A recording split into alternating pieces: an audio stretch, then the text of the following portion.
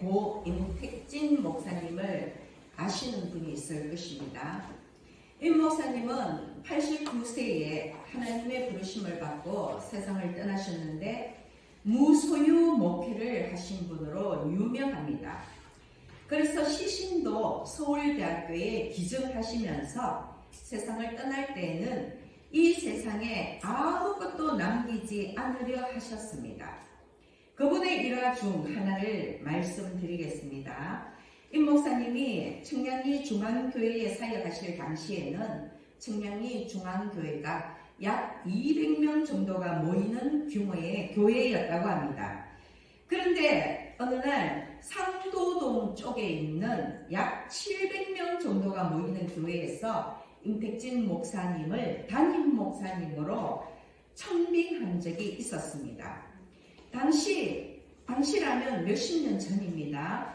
700명 정도가 모이는 교회라면 대형 교회였습니다. 아마 목사님의 마음이 조금은 움직였던 것 같고 이를 눈치챈 장로님들은 큰 교회에 가시면 생활비를 많이 드릴 텐데 우리도 생활비를 올려드릴 테니 목사님 그 교회 가지 마십시오 하고 말렸다고 합니다. 이때 임 목사님의 대답이 감동적이었습니다. 우시장의 소는 부르는 사람에 따라 값이 올라가기도 하고 내려가기도 하지만 저는 우시장의 소가 아닙니다. 돈 더 준다고 해서 가고 돈 안 준다고 떠나고 그러지는 않습니다 라고 대답을 하셨다고 합니다. 그리고 결국 목사님은 청량리 중앙교회에 남으셨고 장로님들에게 한 가지 제안을 하셨습니다. 저에게 생활비 올려줄 돈이 있다면 예배당에 그 돈으로 의자를 놓자고 말씀하신 것입니다. 그때 처음으로 교회에 의자를 놓고 예배를 드리기 시작했다고 합니다. 그런데 높은 뜻 순위교회를 감당하시고 은퇴하신 김동호 목사님이 청량리 중앙교회의 전임 전도사로 사역하시면서 교회 역사책을 집필하시다가 임 목사님의 이 우시장 일화를 알게 된 후에는 그분의 인생의 교훈으로 삼았다고 합니다. 김동원 목사님은 나도 우시장의 소처럼 살지 말아야지. 예수님 팔아서 내 입속을 챙기지 말아야지. 사꾼 되지 말아야지. 사기꾼 목자가 되지는 말아야지 하고 결심을 했던 것입니다. 솔직히 더 나은 목회 현장, 더 많은 사례비, 심지어는 1년에 2-3번 가족 해외 여행과 자녀들의 유학비 지급까지를 조건으로 대형교회로 옮겨가는 목사들도 흔하지만 자신이 몸담고 있는 교회 현장이 아주 열악함에도 불구하고 최선을 다해서 섬기고 있는 목사님들도 많이 있습니다. 소위 우시장의 소가 아니라 하나님의 종으로 헌신하면서 목회 현장에서 고군분투하시는 목사님들이 계시기에 비록 한국 교회가 위태로울지언정 무너지지는 않는 것입니다. 그러나 김동원 목사님도 깨달음과 감동의 결심은 쉬웠지만 그것을 지키며 사는 것은 결코 쉽지 않았다고 고백을 하셨습니다. 그 교회 장로님 중에 우리나라에서 제일 큰 메리아스 공장을 운영하시던 장로님이 계셨는데 목요일마다 그 직장에서 직장 예배를 드렸다고 합니다. 그때 장로님이 신대원 졸업반이었던 김 목사님에게 직장에 와서 설교를 해줄 수 있느냐고 부탁하셨고 흔쾌히 설교를 하고 나니까 교통비를 주셨다고 합니다. 김 목사님이 집에 와서 봉투를 열어보니 그 안에 7,000원이 들어있었습니다. 몇십 년 전 7,000원은 큰 돈이었습니다. 그런데 김 목사님의 설교가 그 직장인들에게 굉장히 공감이 되었던 탓에 그 이후로도 한 달에 한 번씩 또는 한 달에 2번씩 그 직장을 예배를 드리기 위해서 가게 되었고 어느 날 한 달에 4번 와달라는 부탁을 받았습니다. 김 목사님은 예라고 대답했는데 그 순간 김 목사님의 머릿속에 4 곱하기 7은 28이라는 생각이 들더라는 것입니다. 몹시 가난한 신학생에게 7,000원도 큰 돈이었는데 28,000원을 마다할 리 없었던 것입니다.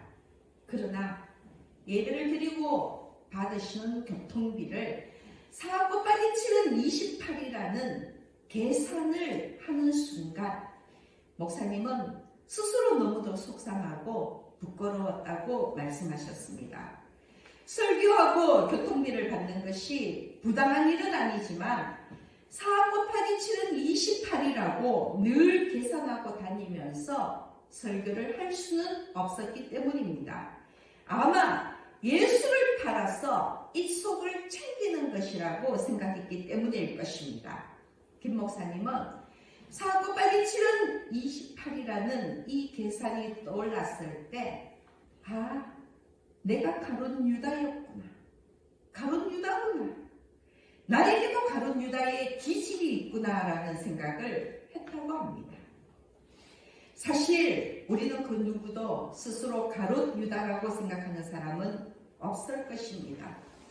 실질적으로 은 30에 예수를 판 것은 아니기 때문입니다.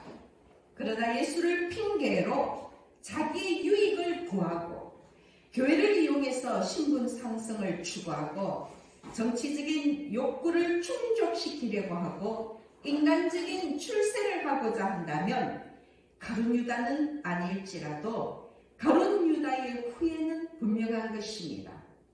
선거철만 되면 어느 교회 장로니 집사니 하면서 교회로 모여드는 정치인들, 자기 사업을 확장하기 위해서 교회로 모이는 사업가들, 다단계 상품 판매자들, 교회의 인맥을 통해서 개인의 이익을 챙기고자 한다면 그들도 가룟 유다로부터는 자유롭지는 않을 것입니다.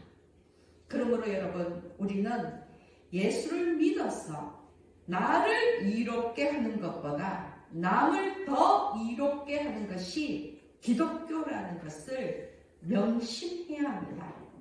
강한 자가 약한 자에게 갑질하는 세상, 먹이 사슬이 통하는 세상이 아니라 강한 자가 약한 자를 보호하고 어린 양과 사자가 함께 뒹구는 그런 평화의 나라를 위해 예수님이 이 땅에 오셨습니다. 예수님은 섬김을 받으러 오신 것이 아니라 섬기러 오셨습니다. 예수님의 이 정신을 잊어버린다면 우리는 제2, 제3의 가룟 유다가 되는 것입니다. 요한복음 13장, 오늘 우리가 읽은 이 본문 말씀 바로 앞부분에는 예수님이 십자가에 못 박혀 돌아가시기 전 마지막 6월절 만찬의 모습이 나옵니다. 예수님은 이제 십자가 죽음이 얼마 남지 않았음을 아시고 제자들과 이 땅에서의 마지막 시간을 보내시는 것입니다. 그런데 그때 이미 예수님은 가룟 유다가 예수님을 팔려고 한다는 것을 아시고 계셨습니다. 예수님은 가룟 유다의 배신을 아시고도 친히 제자들의 발을 씻기셨습니다. 저녁 잡수시던 자리에서 일어나 겉옷을 벗고 수건을 가져다가 허리에 두르시고 대야에 물을 떠서 제자들의 발을 씻기시고 또 허리에 두른 그 수건을 풀어서 제자들의 발을 닦아주셨습니다. 당연히 예수님은 가룟 유다의 발도 씻기셨습니다.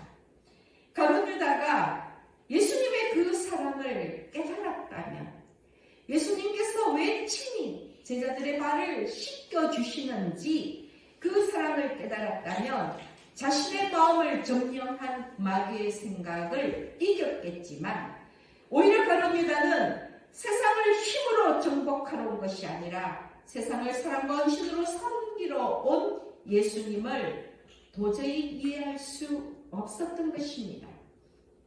제자들의 발을 씻기시는 예수님을 보면서 예수를 팔려는 자신의 생각을 더욱 굳혔을 수도 있습니다.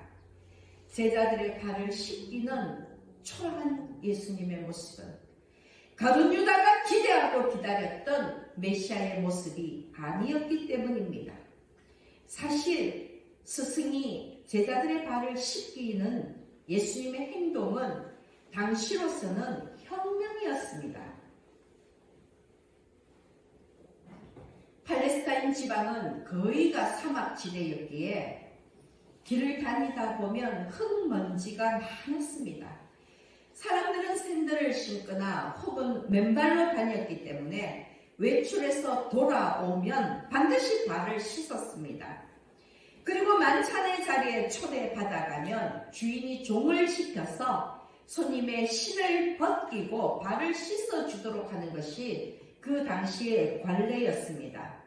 그러나 본문을 보면 만찬의 자리에 들어온 예수님과 제자들에게는 따로 종이 없었기에 발을 씻어줄 자가 없었습니다.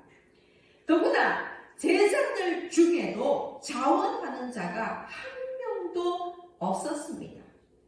왜냐하면 손님의 발을 씻기는 일은 종들 중에서도 제일 비천한 종이 하는 일이었고, 그래서 종들도 이 일을 꺼렸기 때문입니다.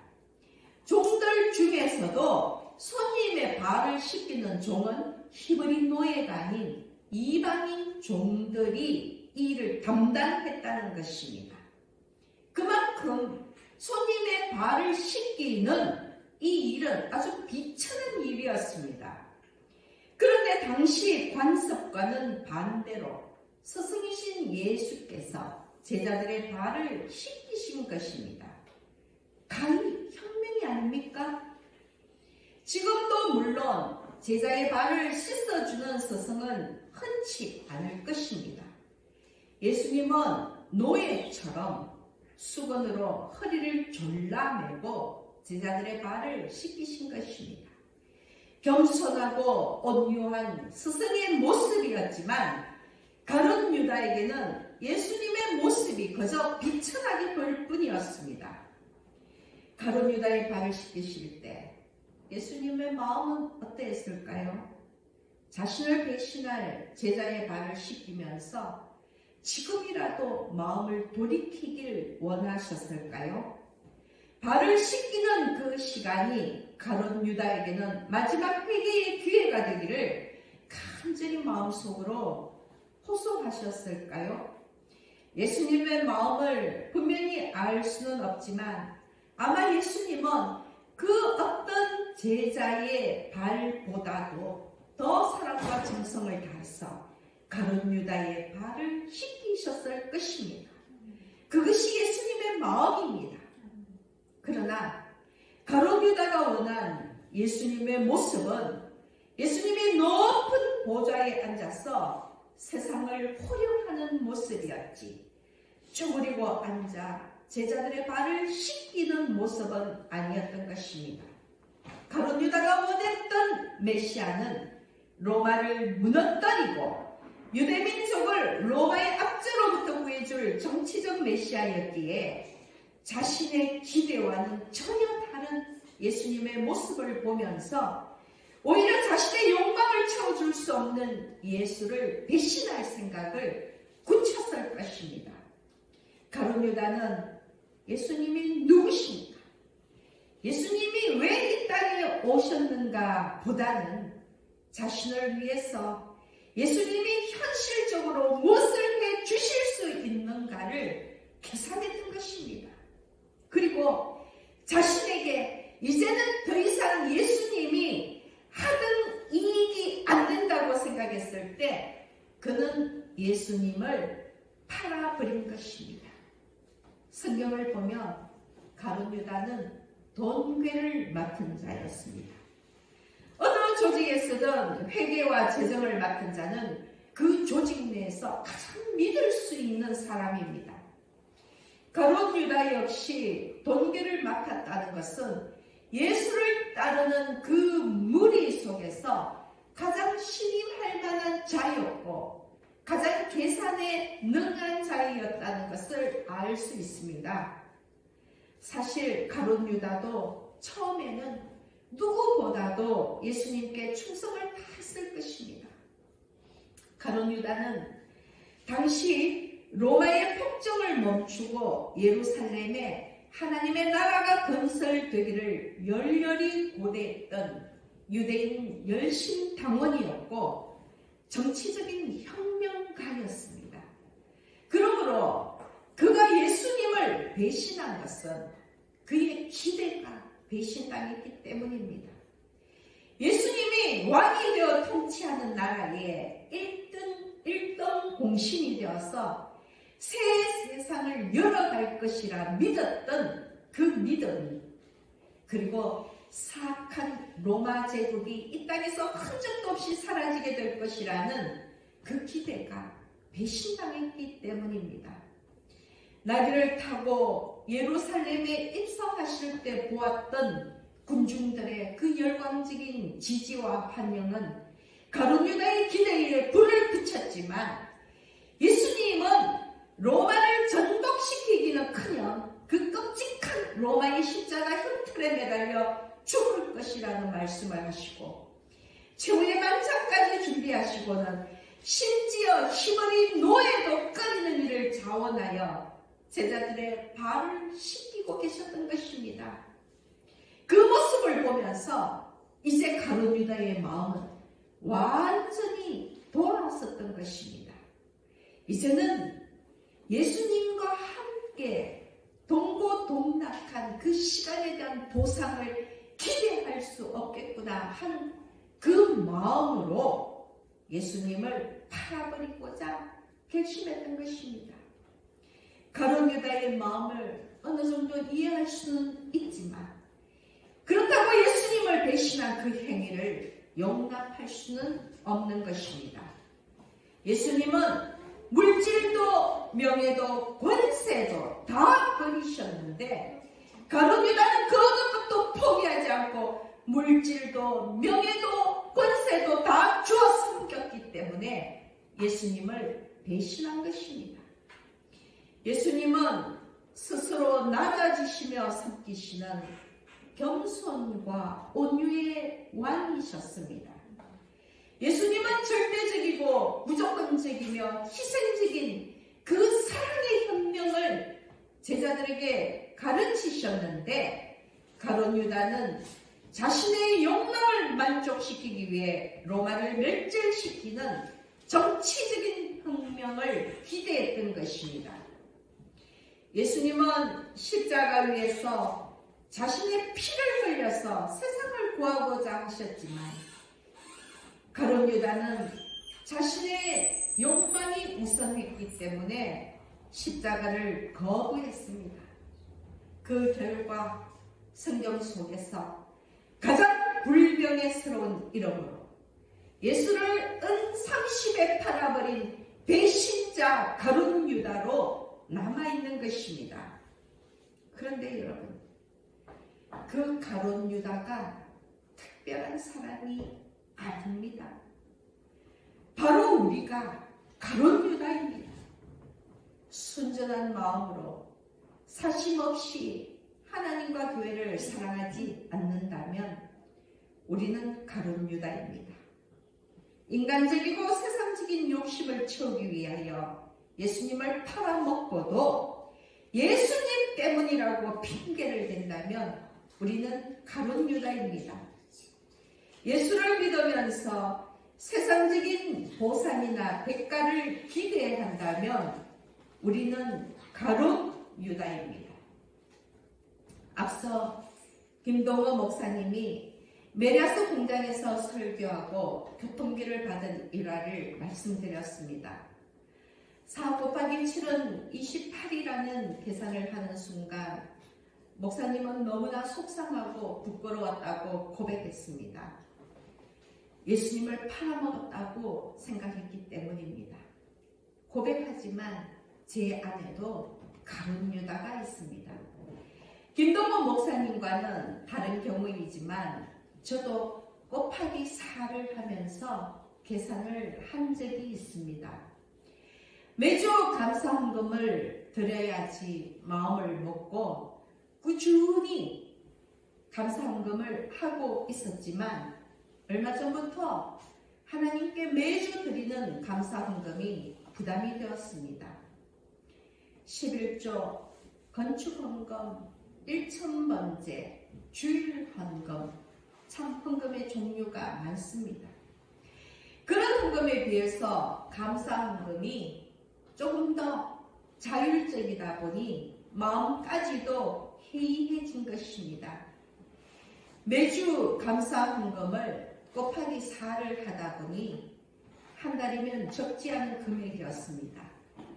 다른 헌금까지도 생각하면 큰 부담으로 다가왔습니다.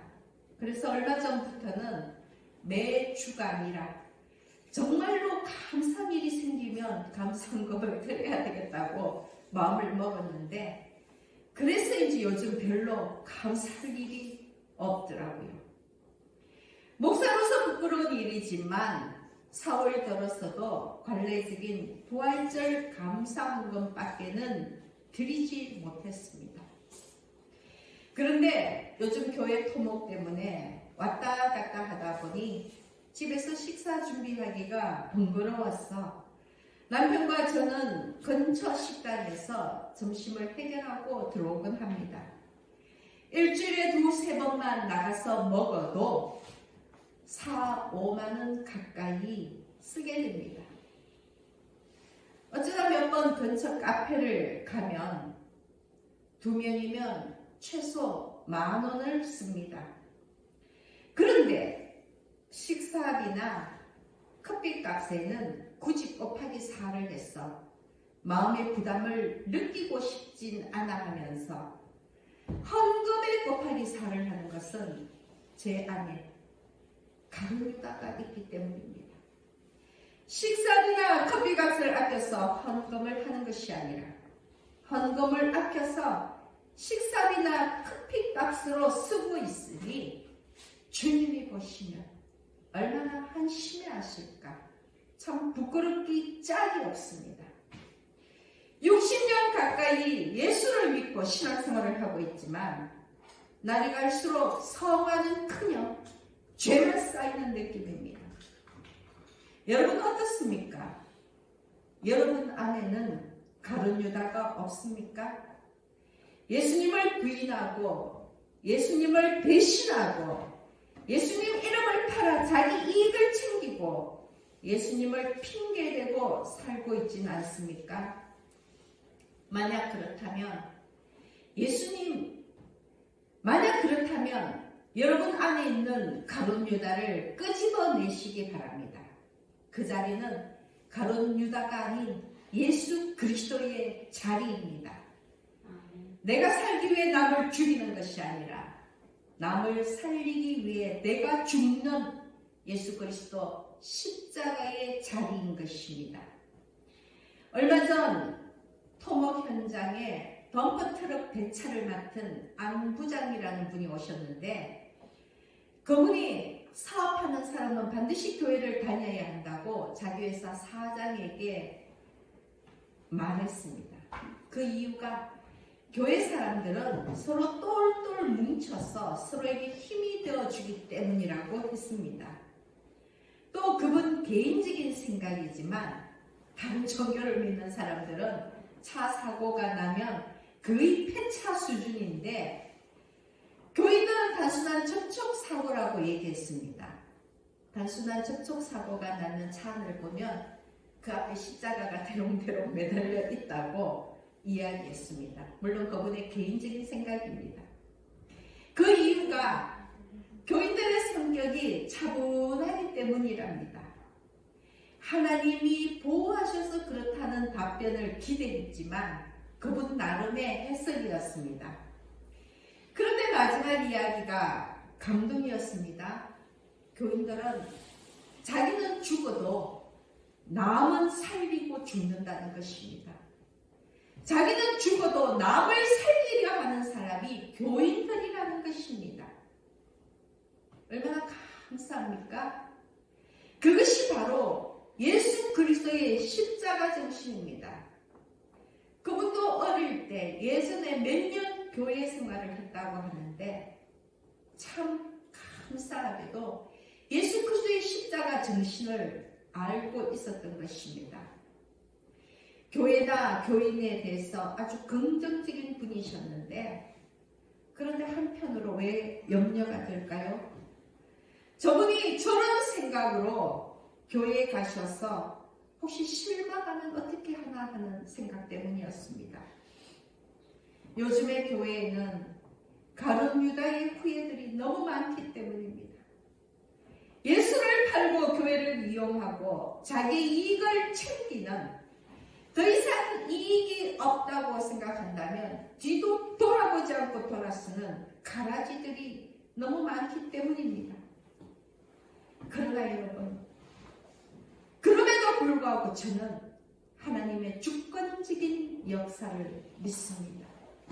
여러분도 마찬가지일 거라 생각합니다. 숱한 가라지가 자라고 있어도 수많은 가룟 유다가 북적이 날지라도 하나님은 하나님의 교회를 정하시고 보호하실 것입니다. 하나님의 교회가 도둑의 소굴이 되도록 내버려 두시지는 아니하실 것입니다. 하나님은 반드시 우리 안에 가룟 유다를 멸절하시고 주께서 예수 그리스도께서 좌정하시는 자리를 만드실 것입니다. 그러므로 우리 모두 하나님의 일하심을 믿고 교인에 대한 소망을 놓지 않기를 바랍니다. 여러분, 오늘 함께 말씀을 나눈 우리는 우리 안에 가룟 유다를 다 끄집어내고 오직 순전한 마음으로 하나님을 사모하며 예수 그리스도의 정결한 신부로 살아가시기를 예수님의 이름으로 축복합니다. 아멘.